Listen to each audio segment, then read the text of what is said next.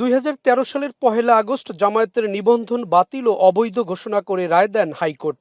ওই রায়ের বিরুদ্ধে আপিল করলে 2023 সালের নভেম্বরে আইনজীবীর অনুপস্থিতি দেখিয়ে আপিল খারিজ করে দেয় আপিল বিভাগ। পরে গেল বছরের 1 সেপ্টেম্বর জামায়াতের নিবন্ধনের আপিল পুনরুজ্জীবিত করা হয়।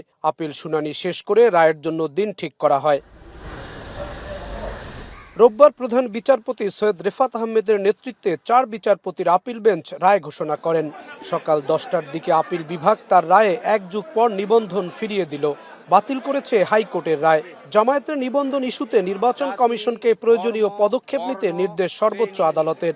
রায়ে সন্তুষ্ট উজ্জীবিত জামায়াত। হাইকোর্টের যে রায় ছিলেন এই রায়কে বাতিল ঘোষণা করেছেন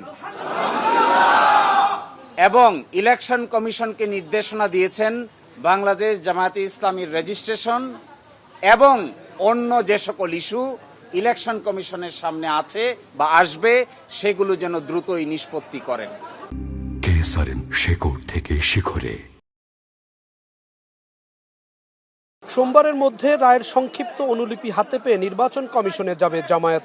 আজকে বাংলাদেশ জামায়াতে ইসলামী তার নিবন্ধন ফিরে পেল এবং প্রতীকের ব্যাপারটিও ইলেকশন কমিশনের সামনে রেফার করা হলো আদার ইস্যু হিসেবে। ইলেকশন কমিশন রায়ের কপি পাওয়ার পরে অবশ্যই দ্রুততম সময়ের মধ্যে এই দুটো বিষয়ের সিদ্ধান্ত নিবেন এবং আমাদের প্রত্যাশা কার্যকর হোক, এটাই আমরা গভীরভাবে বিশ্বাস করি। এই রায়ের আলোকে নিবন্ধন ফিরিয়ে দেওয়ার পদক্ষেপ নেওয়ার কথা জানিয়েছেন নির্বাচন কমিশনের আইনজীবী। এটা অনারেবল কোর্টের অর্ডারটা আসবে, ওরা একটা সামারি অর্ডার পাস করবেন, অর্ডারটা আমরা কমিউনিকেট করব, অর্ডারটা দেখে ইলেকশন কমিশন তার পরবর্তী সিদ্ধান্ত নেবেন।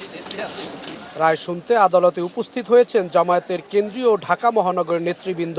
তবে রায়ের পর তাৎক্ষণিক কোনো প্রতিক্রিয়া উপস্থিত নেতৃবৃন্দ দেননি। জাহিদ হাসান, এখন, ঢাকা।